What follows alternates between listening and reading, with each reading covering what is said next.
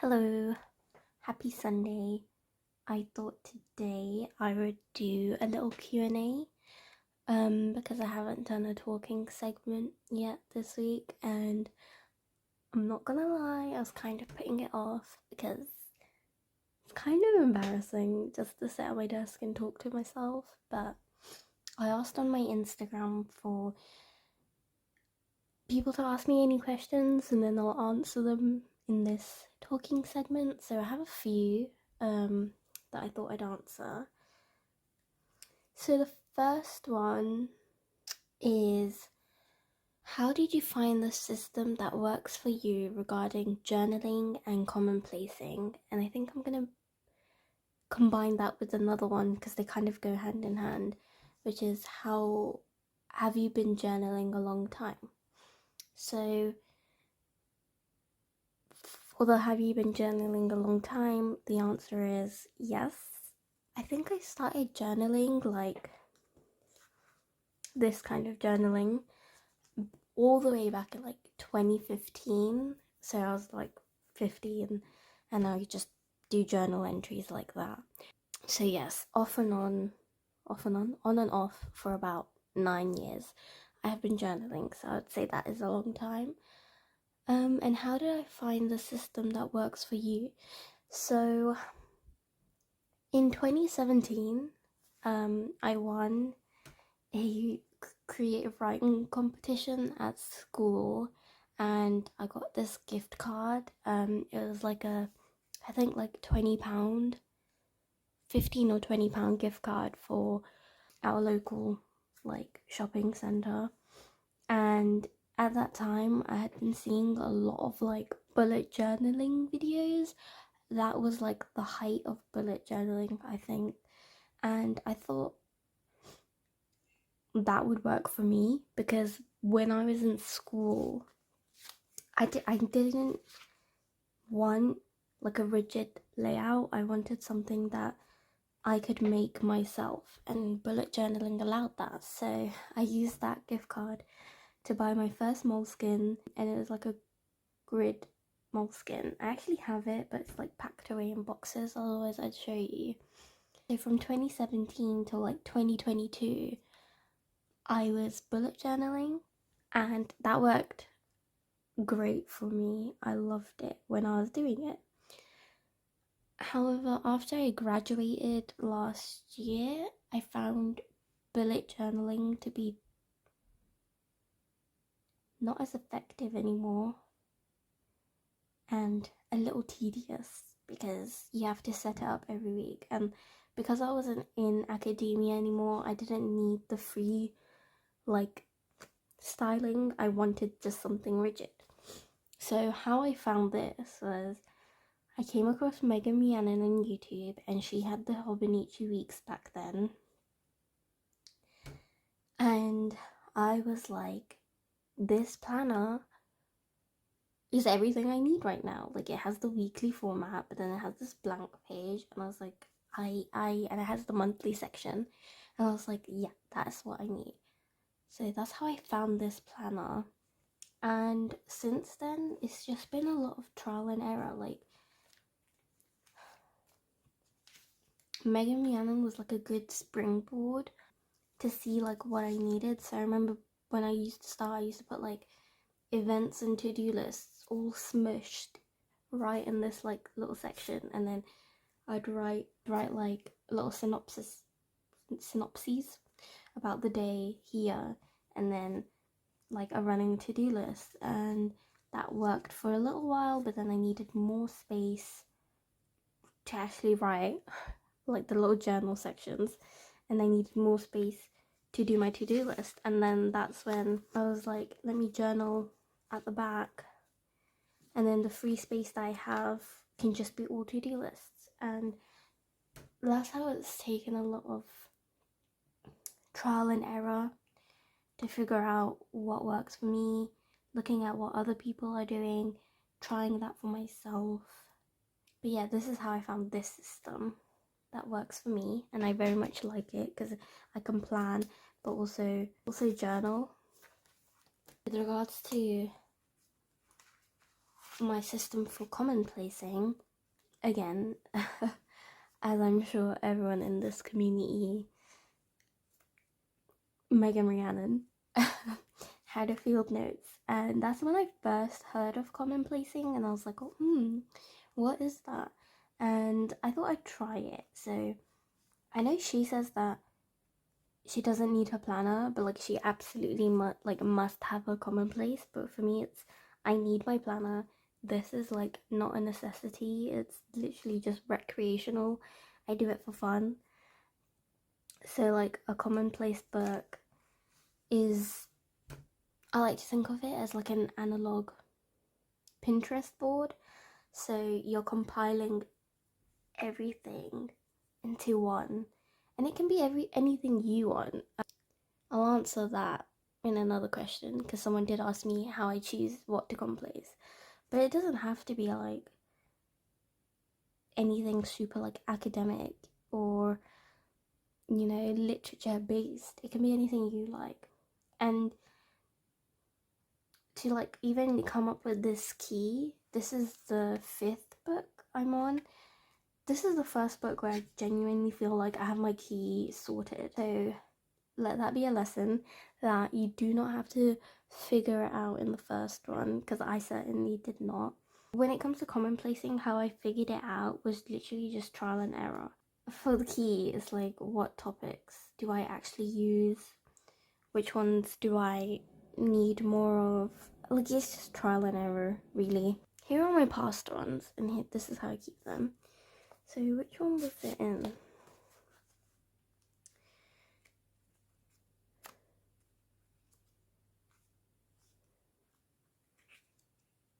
Okay, so in book 2, as you can see, I had this key, and then halfway through the book I was like, I added another colored dot. This is, I think, when I added the navy blue one, and I realized this specific key wasn't working for me anymore.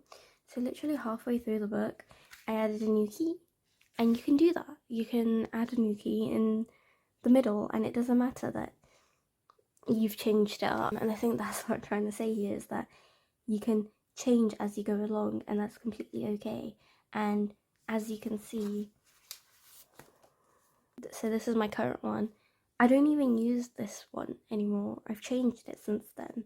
So I think that's how I say I found the system. It's just a lot of trial and error and figuring out what works for me. Favorite game or game genre? So I love video games. My favorite game is Valorant, but it's not my favorite because I would say it's like the best game ever made, or from like an objective perspective, it's my favorite game because I just love playing it. I love interacting with people. I love FPS, first person shooter. I love the characters. That's my favorite game to play. This person also asked me what my favorite game genre is, and I would definitely say horror. I don't play horror games, like, don't get me wrong, but I absolutely adore watching other people play them. So games like Resident Evil, although I have played Resident Evil 4 on the Wii when I was younger, but like the Resident Evil franchise, Resident Evil 4, Resident Evil 7, I think are like the ones that I love. The Evil Within 2, I've watched my favorite YouTuber, Vash12349, play that, I think about like 7 times. Like, I've watched him play it every year since he put out that video series in like 2017. I'm trying to think of other series, but definitely like horror video games. Adore them. How many journals do I have? So ta-da, this is it. I really do not, I get overwhelmed really easily. Like, I do not want multiple books and systems, although this is technically multiple books, but it's like all in one. Like, my Commonplace is tiny, so that's fine. And then my planner and journal were all in one, but I kind of ran out of notes pages. Like, I have a couple more left, but it was getting harder to write, like, on this side, so that's why I have this graph paper insert for journaling. And I don't want to incorporate this into my system. This is just like a temporary thing for the rest of this year. So yeah, like next year I won't have a separate insert just for journaling. I don't want that. I want it all in one. So technically right now I have 3, but it's usually just these 2. Do you know your 2024 lineup yet? What's worked or not in your 2023 lineup? I would say everything has worked, thankfully, in my 2023 lineup. I love my weeks. Like, I absolutely adore this thing. The thing that didn't work for me, I guess, in this one was that it was a regular and not the mega. And then I ran out of notes pages. Commonplacing is going well. I do get people ask me like, why do I always stick to field notes and not go for like a bigger size or a chunkier book? And I started this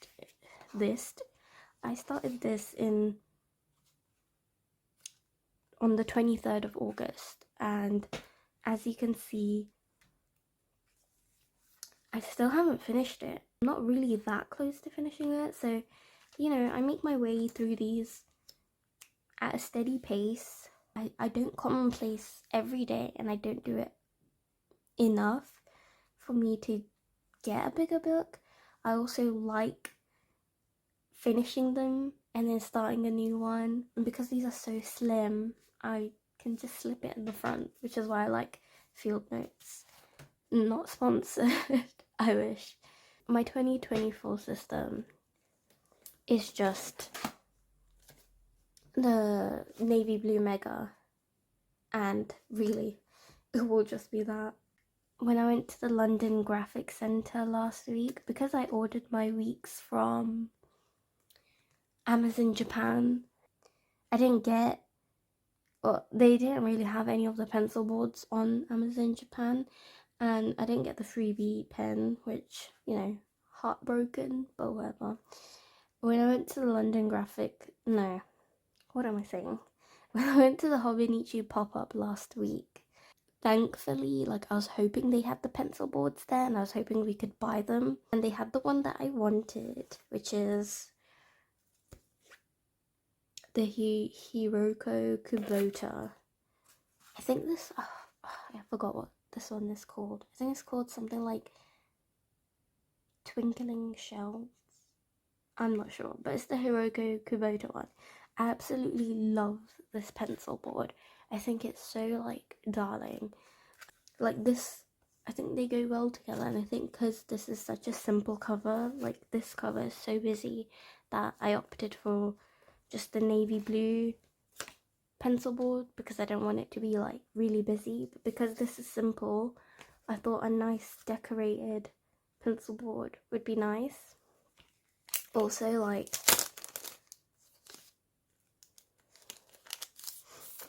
the back of this is so beautiful. I absolutely love this pencil board, and I adore this pencil board more than the weeks that this artist designed. And I know everyone loves that, but personally for me it's too shiny. But off topic, going back to question, this is my lineup for 2024. This basically worked for me this year, so if it ain't broke, don't fix it.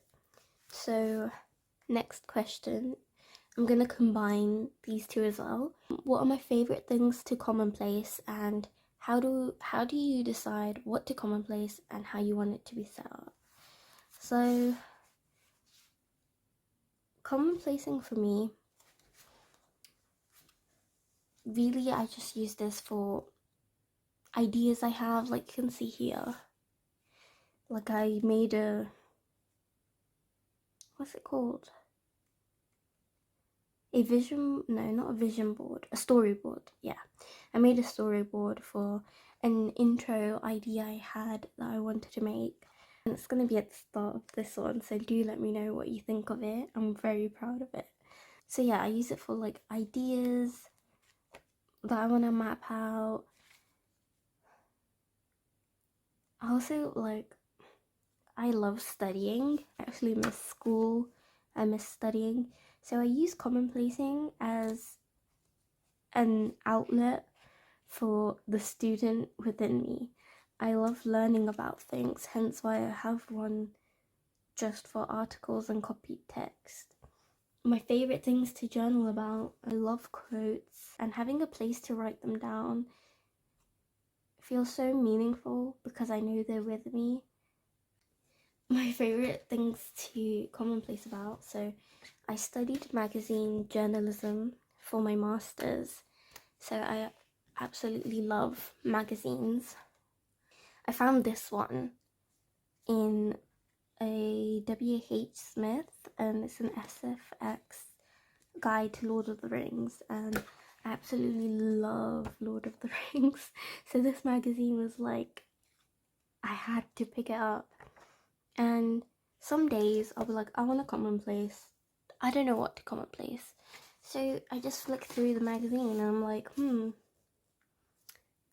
I guess I could commonplace about elves. And that's really how I do it. And then the other magazine I saw was this National Geographic dinosaurs one, and I also love dinosaurs. So I guess like it's also like goes back to special interests, where it's like, what do you love? What do you want to learn about? What do you want to study? I don't commonplace everything in here, but like I might read an article. Let me find a part that I did. So I might read an article, and this one was a Q&A with this paleontologist.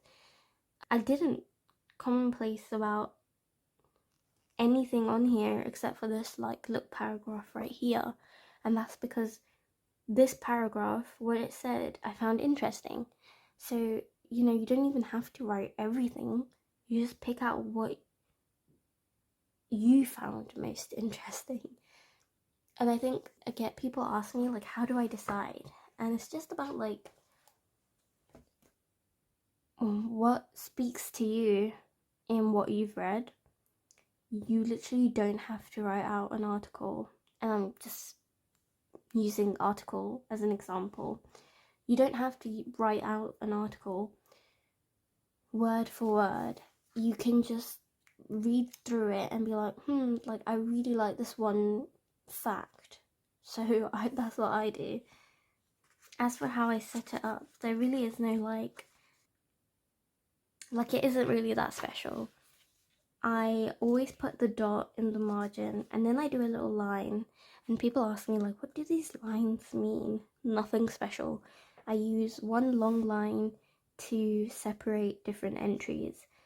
I just like putting a line under the dot for aesthetic reasons. I don't know why. I feel like it looks weird without it. And then I write, and I add things in the margins where I see fit, and then all the decorations come after. So it's like I do all the writing first, and then wherever there's blank space, that's where I add the decoration. Like they're very much what's the word? They're not a priority, they come afterwards. So that's how I set it up, and there really is no like anything special to it. I do follow like the same rhythm. Obviously these ones are definitely just like doodles, so they don't follow any rhyme or reason. So yeah, that's how I do the setup, I guess. Where do I get my stickers from? So I try not to buy a lot in this hobby. So the question is, where do you get your stickers? In this community, I feel like there's a lot of overconsumption and a lot of consumerism. It definitely feels like everyone's always buying, which is fine. Like, that's not me judging them, but it can put a lot of pressure. And I definitely felt this pressure where it was like, I have to buy and have a big collection. And the thing with me though is, I get overwhelmed super easily. Like, I need to see everything I have in one place, and if I can't do that, then it stresses me out, which is why I put all my stickers, well, most of my stickers in this book, because then I can just easily flick through and be like, this is all my stickers. And it doesn't stress me out because I can see it all in one place. I do have like my Delphonics pouch as well, and all my stationery goes in here. And that's how I kind of sort my life out.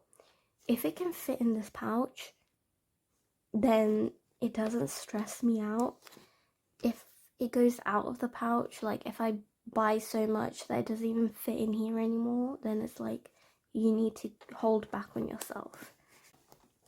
And the same rule applies for this like passport sticker release book. If it fits in here, I get it. And like before I buy a sticker, it's like, oh, I don't even have the space to put it in here. Okay, then you don't get it. It's that simple. That being said, when I went to the London Graphic Centre, I did buy a stick sheet. So this one is from Midori.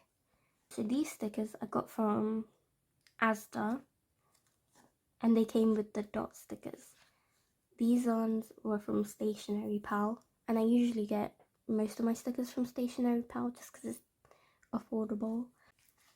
Megan Rhiannon, I got these sticker sheets and she released them in May. Stationery Pal. My friend got me these for my birthday from the Coffee Monsters Co. These ones are Soutelier, I think that's how you say it, but from Stationery Pal. These ones were from Etsy. I can't remember. And then these are some BTS ones that my friend got me. And then these ones came in like an Amazon pack. So yeah, I don't buy a lot. That being said, I did buy this from the London Graphic Centre because I thought it was so adorable. And I love how it looks like doodled. I also bought this one. And because I threw away the packet, I can't remember where it's from. It could be from Midori, but don't quote me. I didn't realise that this is transfer sticker until I got it home. But I can live with it because it's so pretty. The last question is, what was my introduction to this hobby? I don't know if by hobby they meant like the planner Instagram community. In terms of like journaling, my introduction was this YouTube account called Overall Adventures, and I used to love watching her when I was about like 14, 15, and that's when I started journaling like my feelings. Planning came shortly afterwards. When I had a bullet journal, I used to actually run I think they were called like studygrams, bougeograms. That was when I was in 6th form, so from like 2017 to 2019, I ran a bougeogram. So I've dabbled in this community before. And then in November last year, I kind of got reintroduced to it through Megan Rhiannon. And I wanted to start my own because I just needed this like safe space, and yeah, That's why I started this Instagram account, and I really enjoyed it, and I love everyone on it, and I think it's a really nice place to be. I always knock the camera. Okay, thank you for sending in the questions. I've definitely talked way too much, and I hope you enjoyed the video this week. I put a lot of effort into it. I love the intro. I hope you guys love it too. But yeah, see you guys next week. Bye.